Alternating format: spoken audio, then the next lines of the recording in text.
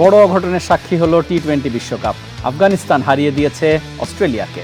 অন্যদিকে সুপার 8-এ টানা দ্বিতীয় হার বাংলাদেশের। বিশ্বকাপ নিয়ে আমাদের বিশেষ আয়োজন কাভার ড্রাইভে সবাইকে স্বাগত জানাচ্ছি। আমি রাকিবুল হাসান। আজকের অতিথি আন্তর্জাতিক ক্রিকেট ভাষ্যকার শামীম আশরাফ চৌধুরী। স্বাগত আপনাকে। ধন্যবাদ। নিউজিল্যান্ডকে হারিয়ে শুরু করেছিল আফগানিস্তান প্রথম ম্যাচেই, মানে বিশ্বকাপে একদম শুরুতেই তারা সারপ্রাইজ দিল। সারপ্রাইজটা তারা সুপার 8-এ অব্যাহত রাখলো। অস্ট্রেলিয়ার পথ এখন অনেক বেশি কঠিন হয়ে গেল।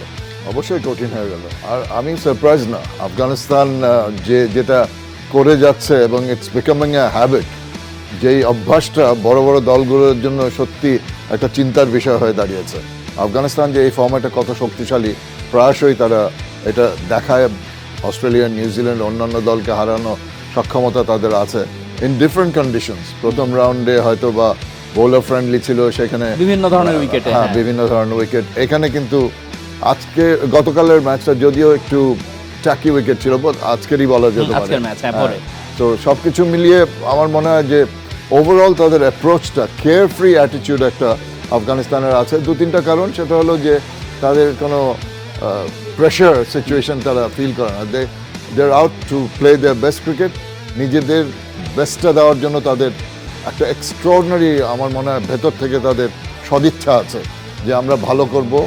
কারণ তাদের দেশের থেকে যে চাপটা হয়তো সাপোর্টদের কাছ থেকে বাংলাদেশ বা ভারত বা পাকিস্তানের খেলোয়াড়রা পায়, সেই প্রেশারটা তাদের নেই। They can play carefree cricket, কিন্তু দে আর ভেরি ট্যালেন্টেড। এইটা মানতেই হবে যে অস্ট্রেলিয়ার মতো এর আগেও কিন্তু দুবার বিশ্বকাপে, 2020 বিশ্বকাপ, 50 ওভার বিশ্বকাপে আমরা জানি কি ঘটেছিল। ভারতে কাছাকাছি এসেছিল, থার্ড টাইম লাকি যেটা বলে এমনি। মানে 2023 বিশ্বকাপে যেটা হলো, তো অস্ট্রেলিয়া জেতেনি, ম্যাক্সওয়েল জিতেছিল। মানে গতকালও কিন্তু ম্যাক্সওয়েলই একমাত্র ব্যাটার যে বাধা ছিল। এবং গতকাল না, আজকে সকাল গতকাল কিন্তু ওদের গতকাল কিন্তু গতকাল রাতে খেলা হয়েছে। আমরা তো ডিফারেন্ট টাইম জোনে আছি। তো সবকিছু মিলিয়ে আমার মনে হয় ওই ম্যাক্সওয়েলকে আউট করার জায়গাটা খুব দরকার ছিল। সাইকোলজিক্যাল একটা ফ্যাক্টর থাকে যে এই লোকটা আমাদের জয়লাভ করতে দেয় না বিশ্বকাপে, 50 ওভার বিশ্বকাপ। সে ভালো খেলছে, that was a crucial breakthrough. তারপরে কিন্তু একেবারে ধস নেমে গেছে অস্ট্রেলিয়া। 60 রানে পরবর্তী 7 উইকেট পড়ে গেছে। তো টার্ন রাউন্ড এমন একজন হিরো হলো যে 8 নম্বর বোলার হিসেবে গুলবাদিন নাইবের কথা বলছেন। 8 নম্বরে বোলিং করে 4 উইকেট এক্সেপশনাল। তার মানে দেখা যায় যে আফগানিস্তানের টি-20 তো অলরাউন্ডারদের একটা প্রাধান্য থাকে। তাদের এতগুলো অলরাউন্ডার আছে, আজমতুল্লাহ ওমর জাই থেকে শুরু করে, নাবিদ থেকে শুরু করে অন্যান্য, রশিদ খান ইভেন অলরাউন্ডার বলা যেতে পারে, মাঝে মধ্যে জ্বলে ওঠে ব্যাট নিয়েও। সেই জায়গায় গুলবাদিন নায়েব, one of the experience players, senior cricketers, তার উপরে দায়িত্ব দেওয়া হলো। এবং দায়িত্ব কিভাবে পালন করলো, এমন তেমন কোনো দল না, ছোট কোনো দল না, ওয়ার্ল্ড চ্যাম্পিয়ন। সেটাই, মানে জাস্ট আউটস্ট্যান্ডিং পারফরমেন্স। এবং আপনি যে কথাটা বলছিলেন, আমরা যদি একটু ওপেনারদের প্রসঙ্গে আসি, যে আফগানিস্তান কিন্তু থ্রু আউট দ্য টুর্নামেন্ট ওপেনারদের ওরিয়েন্টেড রান করার ক্ষেত্রে। এবং আমিও গতকাল বলে ফেলছি, মানে আজকে সকালে খুব অদ্ভুতভাবে দেখেন সেন্ট ভিনসেন্টের স্পিনিং উইকেটে তারা কতটা অ্যাডজাস্ট করে খেললো। শুরুতে কিন্তু স্লো ছিল, উইকেট হারাতে চাইনি, এবং শেষ পর্যন্ত রানটাকে কোথায় নিয়ে গেল। It is the sign of a good player, যে একটা উইকেটকে অ্যাসেস করে সেইটার সঙ্গে নিজেকে ধাতস্থ করার ব্যাপারটা। আমি উইকেট দেখলাম যে বল আসছে না, আমি বড় শট খেলতে গেলাম, আমার টাইমিং আবল তাবল হয়ে যাচ্ছে। সেটা একটা দলকে করতে দেখেছি, দুর্ভাগ্যবশত সেই দলটা আমাদেরই।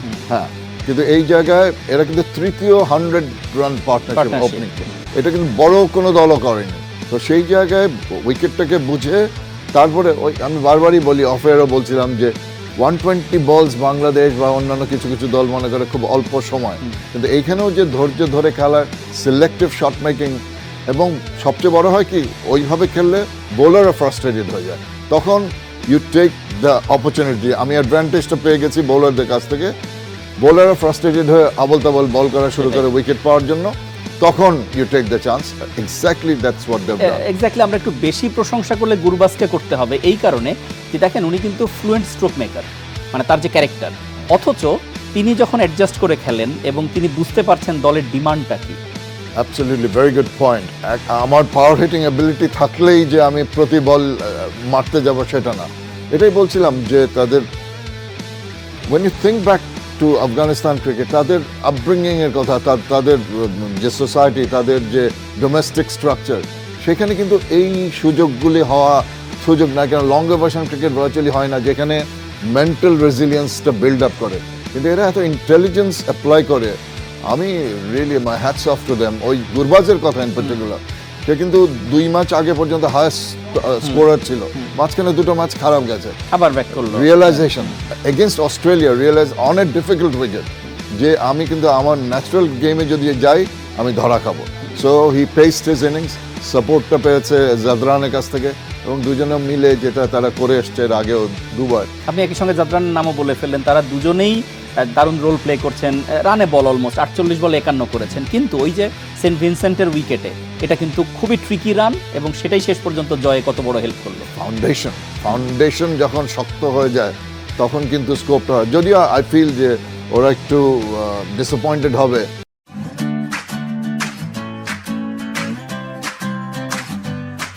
যে প্রায় 100 রান পার্টনারশিপ হওয়ার পরে লাস্ট 5 ওভার্সে তাদের অনেকগুলো উইকেট পড়ে গেল, প্রায় 40 রানের কম করেছে বোধহয়, যেখানে অ্যাটলিস্ট আরও বেশি কিছু রান হওয়া উচিত ছিল। সেই জায়গাটা আফগানিস্তানের হয়তো বা একটু ল্যাকিং আছে, কিন্তু তারা দে মেড দ্যাট আপ। অস্ট্রেলিয়ারও কিন্তু সিমিলার কাইন্ড অফ সিচুয়েশনে লাস্ট 7 উইকেট বোধহয় 60 রানে পড়ে গেছে।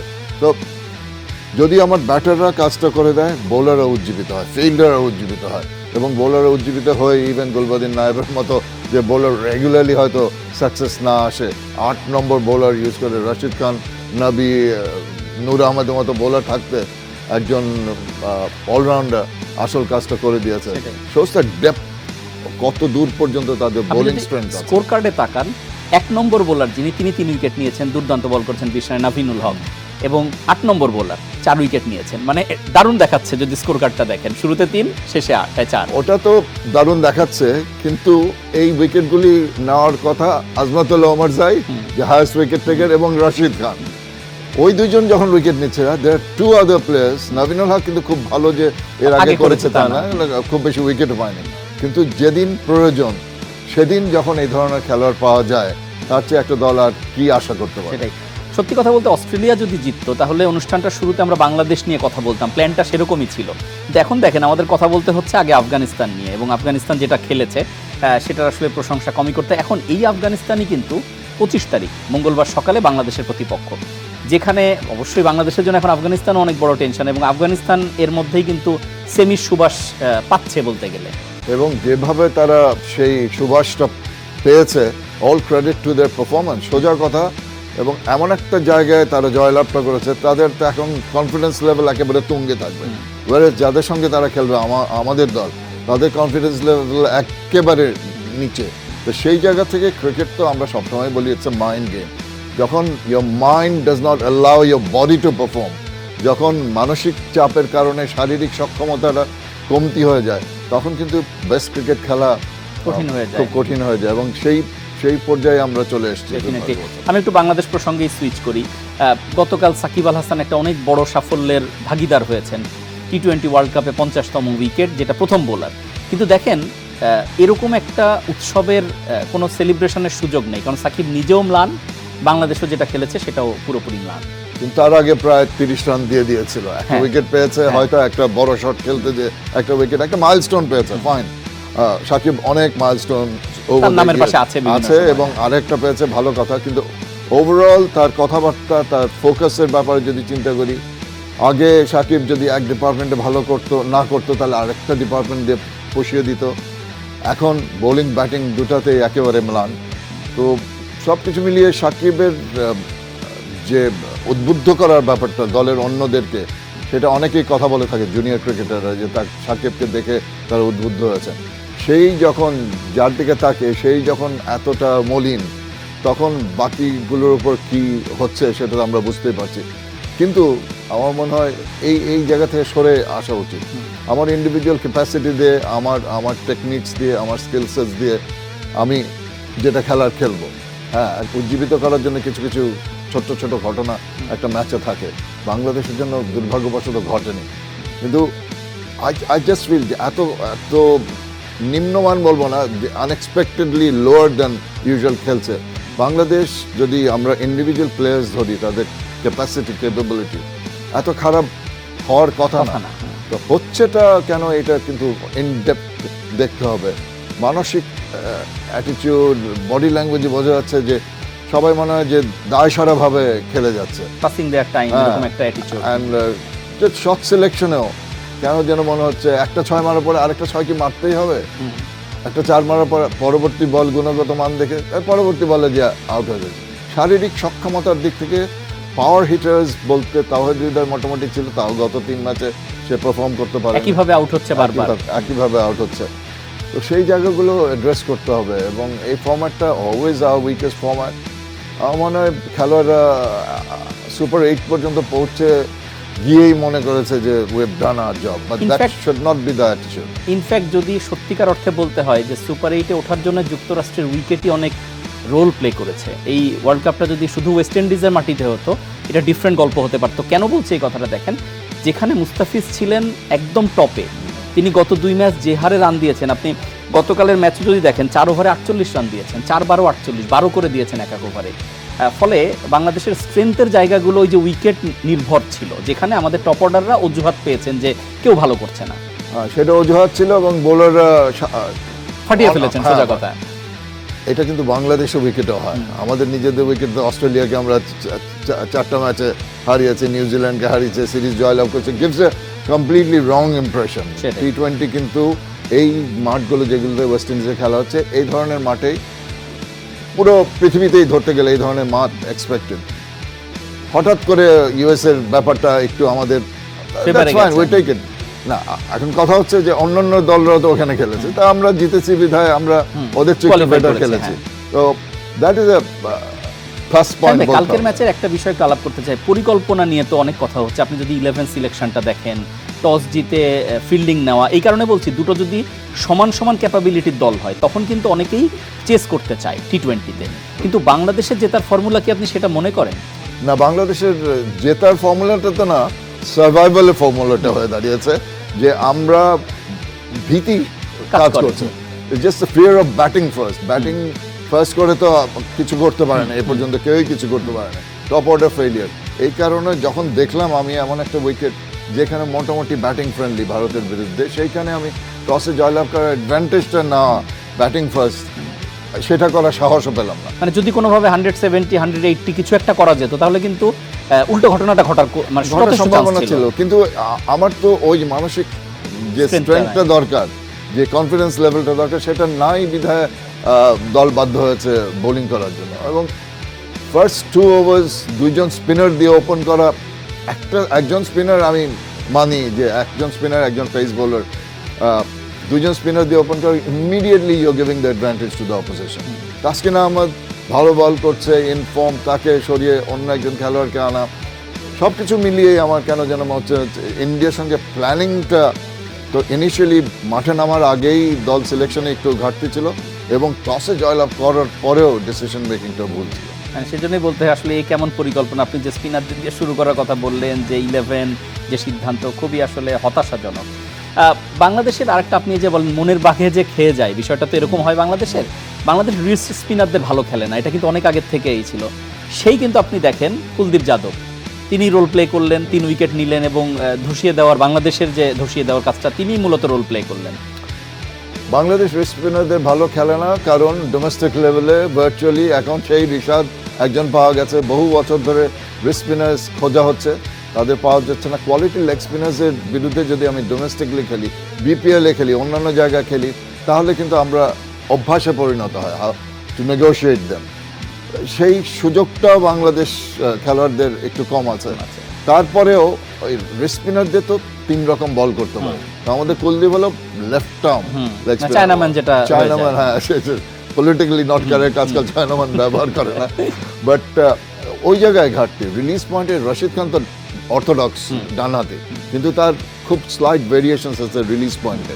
সে একটা গুগলি এবং একটা অর্থোডক্স লেগ স্পিনের মধ্যে খুব পার্থক্যটা কম। ব্যাক অফ দ্য হ্যান্ড, অনেক leg spinner back of the hand দেয় বিধায় ব্যাটার রিলিজ পয়েন্টে ডিটেক্ট করতে পারে।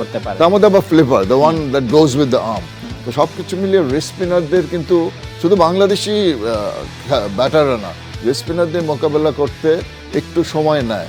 আবার অ্যাট দ্য সেম টাইম বলা হয় যে leg spinner they purchase the wicket, ব্যাটারদের টেম্পট করে তারা উইকেট আদায় করে, সেটা লঙ্গার ভার্সনে। কিন্তু এই ভার্সনে রিস্ক স্পিনাররাও কিন্তু তাদের বোলিং স্টাইল পরিবর্তন করছে, ভ্যারাইটি এনেছে অনেক বেশি। তো সবকিছু মিলিয়ে অভ্যাস করতে হবে। আন্ডার 19 লেভেল থেকেই কিন্তু আমাদের ইন্টারাকশন হওয়া উচিত। আমার এই ট্রানজিশনটা আন্ডার 19-এ ভালো করছে, একসময় বিশ্ব চ্যাম্পিয়ন হলাম, কিন্তু তারপরে যেই খেলোয়াড়রা এসে আমাদের এখন ন্যাশনাল টিমে খেলছে তারা কিন্তু কনসিস্টেন্সির একটা অভাব, মাঝে মাঝে জ্বলে উঠছে। সেটাই। হার্দিক পান্ডিয়ার ফর্ম নিয়ে বিশ্বকাপের আগে অনেক অসন্তোষ ছিল ভারতে, বা তাকে 11-এ রাখা না রাখা নিয়েই অনেক বড় প্রশ্ন ছিল। কিন্তু কি অসাধারণ, কালকে যদি আপনি 50 রানের ইনিংসটা দেখেন, 27 বলে 50, এবং ওই জায়গাটাই মানে ইন্ডিয়ার রানটা কিন্তু 170-80 থেকে 196-এ চলে গেল।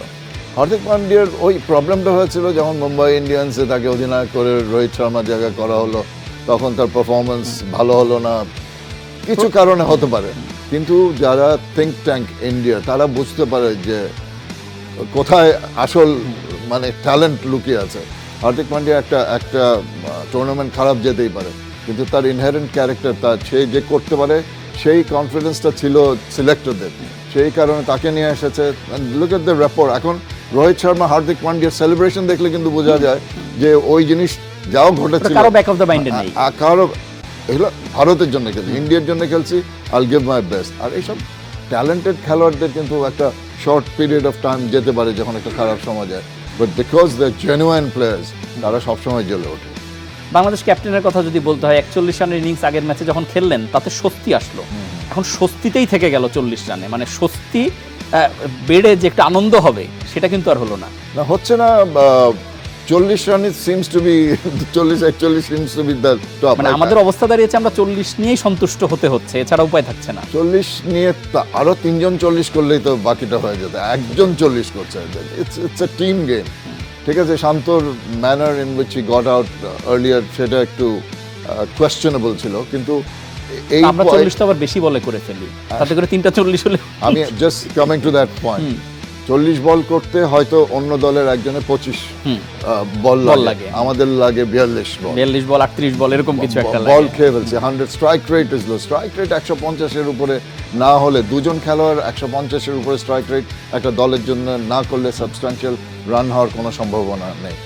আর প্রথম অবস্থায় যখন একজন প্লেয়ার, সবাই বুঝবে কার কথা বলছি, যে 12 বলে 2 রান করে নিজেকে ফর্মে আনার জন্য টি20 ম্যাচে বিশ্বকাপে যখন টোকাটুকি করে খেলে, যখন টেস্ট ম্যাচের মতো খেলে, that puts the team back. আমি নামটা বলি লিটন দাস, তাই তো?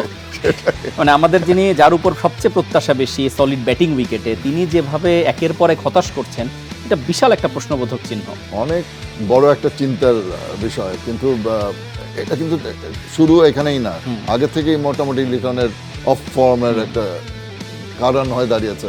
কিন্তু রিপ্লেসমেন্ট, আমার সবচেয়ে চিন্তার বিষয় হচ্ছে রিপ্লেসমেন্ট। সৌম্য সরকারকে চিন্তা করা হয়েছিল, হি ওয়াজ নট সাকসেসফুল। লিটনের জায়গায়, সৌম্যর জায়গায় এখন আবার কয়জন অপশন আছে আমাদের? তামিম একদিন ভালো খেলছে, একদিন দুটা সিলি শটসে সে পরপর আউট হয়ে গেছিল। ইভেন সে একটা শুরু করার পরে দায়িত্ব অন্তত একজন ওপেনিং ব্যাটারদের অন্তত 15 ওভার পর্যন্ত ম্যাচটা টেনে যায়। শিট অ্যাঙ্কর রোল এই ফরম্যাটেও প্রয়োজন হয়। সেই শিট অ্যাঙ্কর রোলটাও কেউ পারফর্ম করতে পারছে না। নিজের ইন্ডিভিজুয়াল কিছু রান করে অন্যদের উপর ছেড়ে দিয়ে 2-3টা উইকেট পড়ে যাচ্ছে, তারপরে আবার যা হবার তাই হয়ে যাচ্ছে। আচ্ছা, মানে সব মিলে এখন যেহেতু ওয়ার্ল্ড কাপ অলমোস্ট ওভারই বলা যায়, আর একটা ম্যাচ আছে, এবং গাণিতিক অনেক যদি কিন্তু একটা হিসাব আছে, যে হিসাব আসলে একদম অলৌকিকের কাছাকাছি, সেটা নিয়ে খুব বেশি আলাপ করার কিছু নেই। একটা নিয়ম রক্ষার ম্যাচ, সেখানে বাংলাদেশ ভালো খেলবে আমরা চাই, কিন্তু আফটার দিস ওয়ার্ল্ড কাপ আরও তো এই বছরে অনেক সিরিজ আছে, এবং আপনি যে প্লেয়ার পুলের কথা বললেন যেখানে ঘাটতি আছে, মানে আসলে রিকভারির কোনো ওয়ে আউট তো খুব একটা দেখা যাচ্ছে না। এই ফরম্যাটটা তো নেই বললে চলে, প্রায় 2-3 জন একেবারেই নেই না। স্ট্যান্ড বাই প্লেয়ারটা আরও স্কোয়াডে আরও 3 জন আছে, আরও 6 জনকে প্রস্তুত করা হয়েছিল ইঞ্জুরির কারণে যদি রিপ্লেসমেন্ট লাগে। There is, but the bank এখন কোয়ালিটি প্লেয়ার্স, ওই যে আবারও বলতে হয় যে ডোমেস্টিক এবং ইন্টারন্যাশনালের মধ্যে যে পার্থক্যটা বাংলাদেশে, সেই পার্থক্যটা কিন্তু অন্যান্য দেশে নেই, অন্তত টেস্ট প্লেয়িং কান্ট্রিজে। সেই জায়গায় প্লেয়ার্স ব্যাংক শক্ত করার পেছনে সেই একটা ভাঙা রেকর্ডের মতো বলতে হয় যে you have to strengthen your longer version cricket. ওইখান থেকে হ্যাঁ এবং উইকেটস গুলো নিয়ে অনেক বেশি উইকেটগুলো কিছুটা উন্নতি হয়েছে হয়তো বা মেইন সেন্টারগুলোতে, but there lot of other centres. এটা রেগুলার প্র্যাকটিসের মধ্যে practice makes perfect. Better wicket তো লাগবে একদম ছোটবেলা থেকেই, তা না হলে আপনার বেসিক্স হবে কিভাবে? Absolutely right. স্ট্রেংথেন সেই 14 বছরের যখন হয়তো বা বিসিবির পারভিউতে আসে সেই সময় থেকে তাদের ওই ধরনের একটা অভ্যাসে আম্পায়ারিং থেকে কোচিং থেকে সব কিছু মিলিয়ে অনেকগুলি ফ্যাক্টর আছে, তো সব জায়গায় উন্নতি করতে হবে, নাহলে কিন্তু আমাদের এভাবে ধুলতে থেকে চলতে হবে। সেটাই, এটা একটা খুবই আনফরচুনেট দিক। আমরা একটু আগামীকালের দিন নিয়ে আলাপ করতে চাই। একটা টি-20 বিশ্বকাপের জন্য আগুন দিন, এই কারণে বলা হচ্ছে, আপনি যদি সকালে খেয়াল করেন ওয়েস্ট ইন্ডিজ সাউথ আফ্রিকা, যেখানে ওয়েস্ট ইন্ডিজের ডু অর ডাই সিচুয়েশন, আবার সন্ধ্যায় যখন যাবেন আগামীকাল রাতে, সেখানে হচ্ছে ভারত অস্ট্রেলিয়া, যেখানে অস্ট্রেলিয়ার জন্য সার্ভাইভালের ইস্যু। হ্যাঁ, ওয়েস্ট ইন্ডিজ ইংল্যান্ড অ্যাকচুয়ালি এইভাবেই হওয়া উচিত। একটা টুর্নামেন্ট যে একেবারে শেষ 2 দলের তৃতীয় ম্যাচ পর্যন্ত কোনজন যাবে কোনজন যাবে না এটা হিসাব পেন্ডিং থাকে। যদি আগে থেকে ডিসাইডেড হয়ে যায়, ইট লুজেস অ্যাট্রাকশন, লুজেস লাস্টার। তো সেই জায়গা থেকে এমন একটা সিচুয়েশন যে সবগুলো দল কিন্তু জিততে পারে, কিন্তু on a given day they might play badly, হারতে হবে। আফগানিস্তান যদি অস্ট্রেলিয়াকে হারাতে পারে ওই 2 জায়গায়, ইংল্যান্ড আমার মনে হয় একটু ওয়েস্ট ইন্ডিজের তুলনায় একটু বেশি চাপে থাকবে। ওয়েস্ট ইন্ডিজের রিসেন্ট কামব্যাক, সেই হোপের গত ইনিংসটা, সেই হোপ তো বহুদিন ধরে রানের মধ্যে ছিল না, দে ভেরি ওয়ারিড। টপ অর্ডারে ব্র্যান্ডন কিং ইনজুর্ড হয়ে যাওয়ার পরে কাইল মার্সকে আনা হয়েছিল, কিন্তু মার্সকে ওপেন না করিয়ে সেই হোপের উপর আস্থা রেখেছিল। এইটাই একটা বড় ব্যাপার, যে একটা খেলোয়াড়ের উপরে যখন আস্থা রাখে এবং সে প্রডিউসেস দ্য গুডস, তখন কিন্তু একটা দলকে উজ্জীবিত করে। ইভেন দেখেন রান রেটের ইস্যু আসতে পারে, সেটা মাথায় রেখে কিন্তু ওয়েস্ট ইন্ডিজ 10 ওভারে গতকালে রানটা চেস করে রেখেছে, যেটা আবার ইংল্যান্ড কিন্তু প্রথম রাউন্ডে যদি আপনি খেয়াল করেন একই কাজ তারা করেছিল এই রান রেটের ওমানের বিপক্ষে। ফলে কত কিছু ভেবে খেলতে হয়। আর আমরা বাংলাদেশ এখনো মানে কি বলবো, আসলে বারবারই হতাশার কথা হয়ে যাচ্ছে, কিন্তু আসল সমস্যা তো শেষ পর্যন্ত অ্যাপ্রোচে। হ্যাঁ, অ্যাপ্রোচ তো তার কমিটমেন্ট তো অনেকে বলে প্লেয়াররা তো ইচ্ছে করে হারে না, আমি সেটা মানি, ইচ্ছে করে কেউ খারাপ খেলতে চায় না, কিন্তু আমার চেষ্টাটা কি আমি যথার্থ দিচ্ছি, আমার কি মাইন্ডসেট অ্যালাউ করছে, নাকি আমি খেলছি খেলার জন্য, সেই জায়গাটা দেখার ব্যাপার আছে। ক্যালকুলেশন তো অনেক দূরের কথা। সবগুলো প্লেয়ারদের নিজেদের যে সক্ষমতা আছে, আমার মনে হয় না যে তারা কেউই কনসিস্টেন্টলি সেটা দিতে পেরেছে। বোলাররা তো একটু মানে ফলস সেন্স অফ সিকিউরিটি, প্রথম জায়গায় খেলে এত সহজে উইকেট পেয়ে কঠিন জায়গায় এসে তারা ওই ধরনের বোলিং করে তার উইকেট পাবে না। তো এই অ্যাডজাস্টমেন্টটার ফাইন টিউনিংটা খুব দরকার আছে। 20 over, very short format of the game, খুব দ্রুত যদি একটা কোলাপস থেকে বের হয়ে না আসতে পারে, তাহলে এই দুর্দশা চলতেই থাকবে। বিশ্বকাপে যথারীতি অ্যাডাম জাম্পা তার ধারাবাহিকতা কিন্তু রেখেছেন, এই ম্যাচেও 2 উইকেট নিয়েছেন। ফলে আপনি কালকের ম্যাচ নিয়ে যেহেতু আছি, খুব বললামই খুব বড় দিন টি-20 ওয়ার্ল্ড কাপের জন্য, অস্ট্রেলিয়া ইন্ডিয়ার মধ্যে কি মনে করেন, কি দাঁড়াবে? ইন্ডিয়া তো এই দুজনই তো খুবই শক্তিশালী দল। ইন্ডিয়া অস্ট্রেলিয়া একটু হয় কি, এই ধরনের ম্যাচ যখন হেরে যায় একটা অপেক্ষা চাপে পড়ে, আবার it's a wake up call, যে ইউ ক্যানট এফোর্ড। আমার একটা সলিড পজিশন থেকে আমি 5-6টা উইকেট কোলাপস করার মতো দল অস্ট্রেলিয়া না। সেই জায়গা থেকে ইট মাইট ওয়ার্ক ইন দেয়ার বেনিফিট। আমি আপনার সঙ্গে একটা কথা যোগ করতে চাই এখানে, সেটা হচ্ছে যদি কিন্তু মানে তারা জিতে যদি কোনোভাবে যায়, তাহলে কিন্তু আবার চ্যাম্পিয়ন।